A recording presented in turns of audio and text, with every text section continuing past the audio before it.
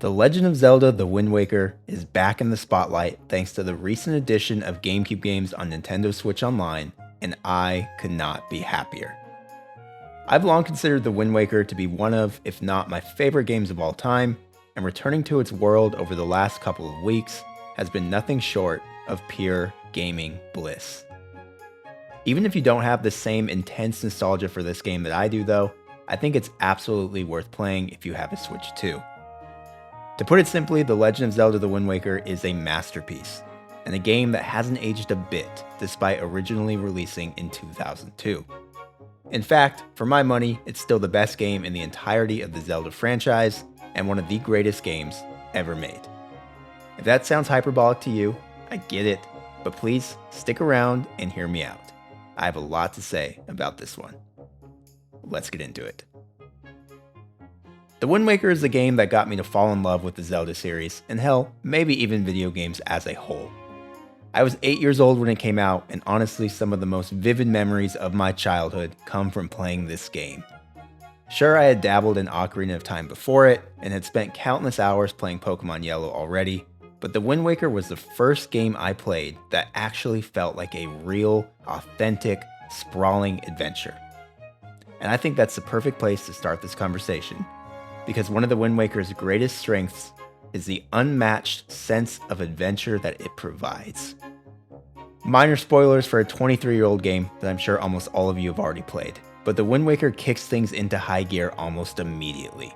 You're introduced to this game's iteration of Link, and you meet his loving grandmother and little sister.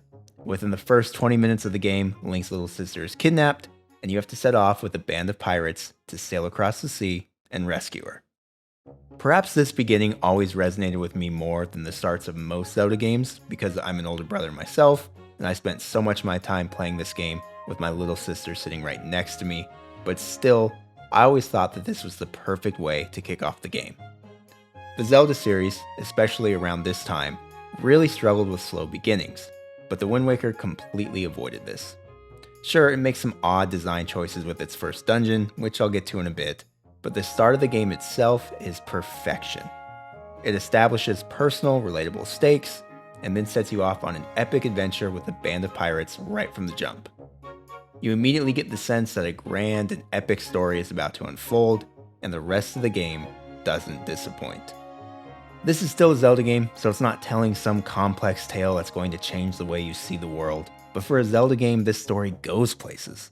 It's full of some legitimately surprising twists and moments, and has some truly satisfying character development and emotional beats as well. I think this is still the best Zelda story by far, with only Tears of the Kingdom recently challenging it in my eyes. As good as the story is, the sheer scale and grandiosity of the game is conveyed in other ways as well. For one, the music in this game never disappoints. The quieter, more melancholy tracks like Outside Island are beautiful, and some of my all-time favorite video game tracks, but still, for me, the standout will always be that great sea theme. Being out in the middle of the ocean, watching the sunrise, hearing the music slowly build up, and then explode into that bum bum bum bum bum bum bum bum bum bum bum bum bum bum bum bum bum bum bum. Man, that gets my blood pumping every time. And I know I butchered that delivery, but if you played this game, then you still probably know exactly what I'm talking about. The music in this game is next level, even for the Zelda franchise. And speaking of the Great Sea, I understand that one of the more common complaints about The Wind Waker is that the constant sailing can feel tedious, but honestly, it has never bothered me in the slightest. In fact, I think it only adds to the grand adventure feel of the game.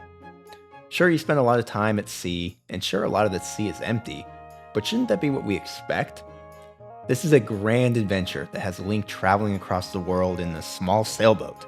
Of course, there are going to be long stretches of travel and lots of time spent sailing. I get that by today's standards, it might look like artificially padding the game's runtime or a clever way to mask loading times, but even in my most recent playthrough, in the year of 2025, it hasn't bothered me a bit. I find the quiet moments of reflection spent at sea only add to the immersion, and I wouldn't have it any other way. The HD remake can keep its damn swift sail for all I care. But enough about the atmosphere, let's talk about gameplay, because The Wind Waker still feels amazing. One of the first things that stood out to me in this playthrough was just how good the sword combat still feels. Every strike of your sword feels weighty and impactful, and Link can do some really badass things in combat. Hitting a parry and watching Link roll around and strike his enemy from behind is extremely satisfying and always feels great to pull off, even if it is pretty exploitable. The game's striking art style combined with fantastic sound effects and music cues make each and every battle feel like big, important brawls. Not to overuse the word, but once again, it's all very epic. I enjoy the combat in Breath of the Wild and Tears of the Kingdom, I really do. But man, Wind Waker's combat just feels so much more cinematic than those games do.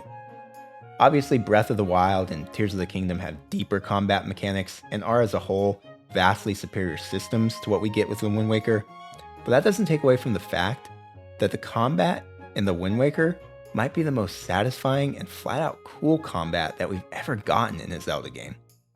Link might be a big-eyed, adorable cartoon character in this game, but man can he kick some ass.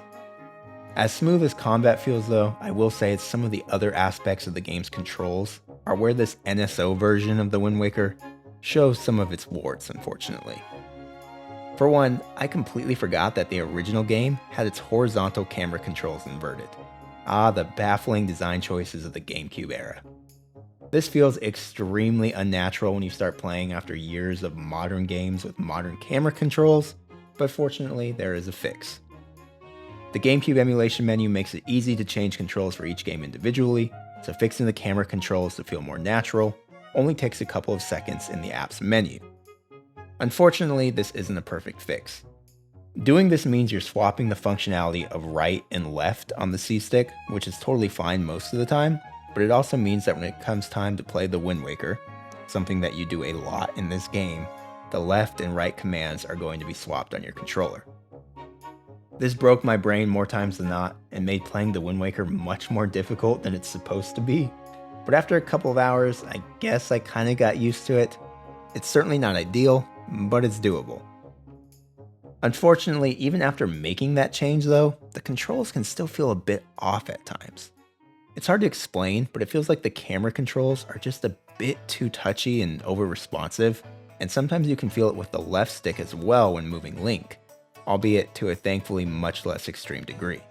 All of this is a bummer, since it makes the game feel less responsive than it should, but I'm hopeful Nintendo will fix this in due time as they continue to improve their GameCube emulation technology. Fortunately, none of this is a deal breaker, and you do start to get used to it with time. And I do want to reiterate, as a giant Wind Waker fanboy, that these are issues with the emulation and not the game itself. For my money, Wind Waker only has one true flaw, and that's its first dungeon. Like I said earlier, the opening in this game is magnificent, but then you arrive at the Forsaken Fortress, and the game makes the baffling decision to take your sword away and force you into some super awkward stealth sequences. Even as an 8-year-old, I hated this part of the game. Your first trip to the Forsaken Fortress is such a slog. Sneaking around enemies is painfully slow and boring, and a pretty awful introduction to this game's dungeons. What always confused me the most though, is that these stealth mechanics it forces on you in the first hour of gameplay are basically never seen again for the rest of the adventure. Like, why are they even here? I get that all this makes your second trip to the Forsaken Fortress later in the game feel that much cooler, but this is still a pretty bold way to open up the adventure in my eyes, and it never quite worked for me. Fortunately, the game's dungeons improve quickly after that, and Dragon Roost Cavern feels like the true opening dungeon in the game, and is infinitely more fun and satisfying to play through. Other than that slight blemish though, the Wind Waker is still perfection in my eyes. I understand that one of the main complaints about this game has always been the late game Triforce fetch quest grind, so much so that the HD version dramatically shortened it. But to me, much like the sailing stuff, it never really bothered me. Maybe I just like a little tedium and grinding in my games, but I've always loved that part of the experience. Exploring all corners of the Great Sea as a fully realized total badass Link is super rewarding, and being able to use all the tools you've accumulated up to that point to uncover secrets that you couldn't access earlier, it all felt like peak seafaring adventuring to me. To be fair, I'm yet to get that far in my current playthrough, so we'll see if my opinion changes, but as of now, I'm very much looking forward to that part of the game. especially since the last time I experienced it was with the HD remake abridged version. As great as the seafaring adventuring is though, playing the Wind Waker again has made me realize that its true crowning achievement is its world. The world of the Wind Waker feels so alive and authentic, and also so damn cozy at the same time. I love how every island has its own customs and is so distinct from one another. To this day, Windfall Island remains one of the best hub areas we've ever gotten in the series, and I've been loving spending time there again. Sure, it's not particularly large from a size standpoint, but man does it make up for that with how authentic and alive it feels. All the NPCs are bursting with personality and have their own quirks that make them feel like real people. I love how many of them have their own schedules and wants and needs. It's all pretty simple by today's standards, but none of it has lost its charm, and it's been a treat to catch up with old friends like Lenzo the Pictographer and the Killer Bees. Those are just a few examples of many though. All the characters in the Wind Waker are fantastic, and I think easily the best cast that we've ever gotten in a Zelda game. I mean, this iteration of Zelda is certainly head and shoulders above most of her other game counterparts in terms of personality and character development. And ultimately, that's why I'm most excited to have this game so easily accessible on my Switch 2. I'm just so excited to be able to spend more time in this world with these characters. The Wind Waker is one of my favorite games and favorite video game worlds of all time, and I look forward to continuing to pop in and play around in this playground for years to come. Sure, I'm probably not going to dump 50 plus hours into this game again, but you'll certainly be able to find me sailing across the Great Sea or messing around on Windfall Island pretty consistently for the foreseeable future. The Wind Waker is as good as ever, and man am I glad it's on the Switch too. Thanks for watching.